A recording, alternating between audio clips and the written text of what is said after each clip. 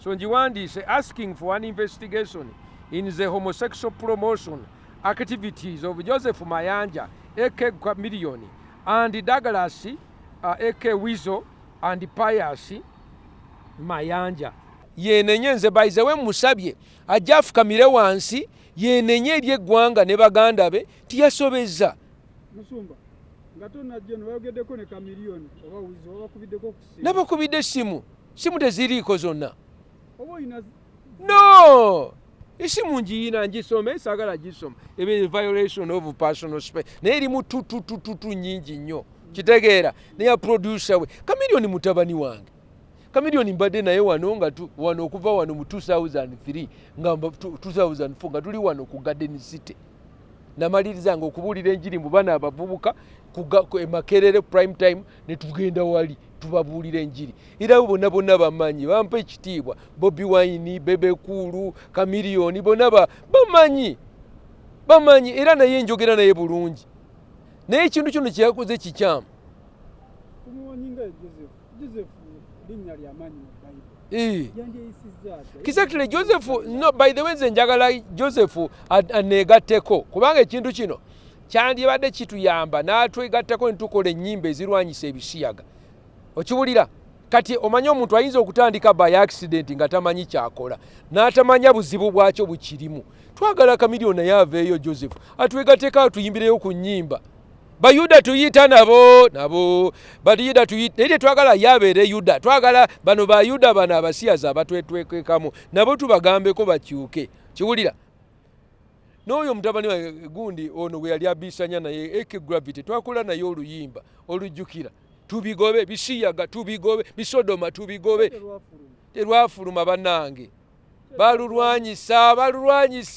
bannange limbo balulwanyisa ne lwaliyo lukyaliyo era njagala dufulumya njagala Chameleon anyambe limba tulufulumye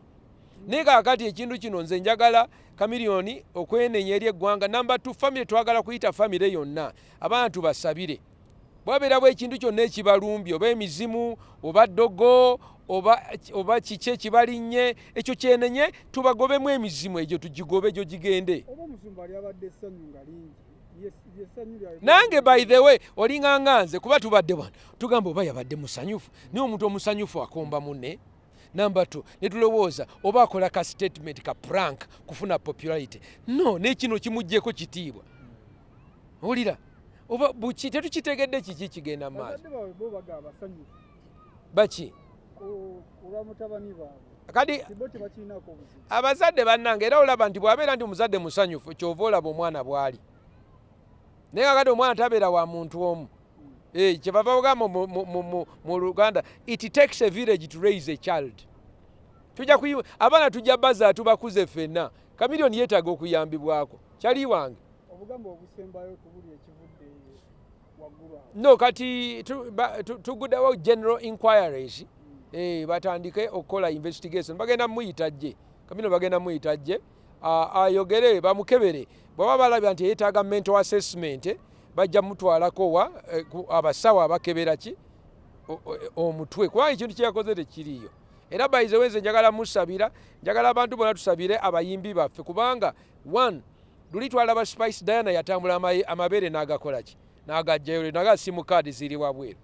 Kati Chameleon atuzzeeko akoze eki atandise kukomberera muganda we katugenda kulindira bajjemu empale batandika okwekomba nga tuli batulaba namwe mbeereko namwe mutulekeeko banna no mutulekeeko Chameleon mutulekeeko no tugenda balina mutandika okujjamu ngoye mutandike kwekomba live no tebujja kikola nga tuli wano. No, we are a lawful country, we have laws, we have culture, we have moral leaders. Yes, we cannot have that. Chameleon ebintu byakoze bikyusemu twetaaga komaweeka. By the way ani ono gundi Bugembe komaweeka twagala bakomeweeka. Chameleon komaweeka tewazaalibwa otyo no ebintu ebyo no please we don't want that. Abana Uganda bayinza okuvayo ne balowooza olwanisa Chameleon. no nze sirwanyisa Chameleon tetuli mu industry yemu oye ali mu music industry nze ndi mu preaching moral industry so sirwanyisa ono mutabani wange no nze nwanyisa ideology ya bisiyaga bonna abatambuza ebisiyaga okutaganya no by the way Chameleon tetulina mutawana na music bo tukwagala nnyo era nze ogwanga mujje erinnya lyange nze gwanga mujje eri Yesu ate naawe concert yo bagiyitaani nkwagaliza birungi naye ekintu ekyo kyewata eringa nga virus oyinza okuba oyina computer oba flash n'ogitambuza gy'ogitambuza nejja ne kaki ka virus oyinza okusanga Chameleon gye yabadde yafunye virus ku flash gye bayitaani kisiya kati tulina okagijjako Musumba wambagamba ovaayo n'obyogerako oba oyongera bipromote bannanga abantu abagala otukipinga ignorant tetubategeera kubanga siriimu agenda ng'osirika omwogeddeko batomwogeddeko ino omwogerako covid agenda omwogeddeko batomwogerako kati era abo bagezaako tugeta either they are cowards oba ki banayi singa waliyo agaba ssente banayi mumpeereze kankuwe n'ennamba yange 0772 641028 kuba neetaaga amafuta neetaaga okutambula neetaaga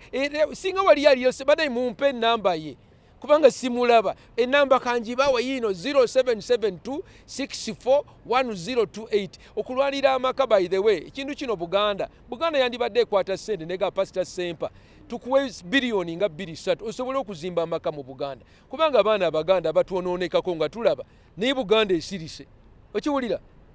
ensonga eno yandibadde nti no abakulembeze ba Buganda Katikkiro waffe oba minisita wa yandibadde yavuddeyo dda nega pasita jangu ku BBS jangu kugundi bane mutuyite ne mututeekamu ssente no ekyo si kitya n'akatono ogamba pasita neetaaga ssente era zirina bana by the way kampisewo akalango njagalayo abantu nga 100 abawulira ennaku eno bampeereze bagamba nti pasita nkuwaddeyo omutwalo buli okole commitment buli mwezi nakuwangayo omutwalo gumu ye campaign gye ndiko kubanga okujja wano olowooza nzija wano nga mbuuka bubuusi ng'omusamizi ow'engatto nsaba ssente sikirina mutawana olowooza kugundi ya Chameleon oyigende yawe bwereere no temulekerawo tutiisatiisa mutusaba ssente oba tukola ki no mubeere realistic namwe mutubaleemu akantu by the way bagamba nti ow'ebbango bw'otakola ki ow'ebbango bw'otamwebukira teweebika ate mujjukire ne wana abawalabu bano baali bagenda kukola World Cup bano abasiyazi babalumbalumba ne bagala obbataganyataganya basiyazi babagamba abakata bagamba mu abasiyazi mugende akapiira ne kasobola okubeerawo bano ebintu bane bwe mutalwana lutalo luno kisiyaga kigenda kuyingira mu mazzi kigenda kuyingira mu mpewo kigenda kuyingira mu music kigenda kuyingira mu education tukiwulira mu boarding school kikyo kiyingirewa buli wonna ekisiyaga kikwate wansi ne no tetukirinda bane tulwana entalo za Mukama by the way n'olutalo si lwange na baana baabo n'olutalo lwa Mukama no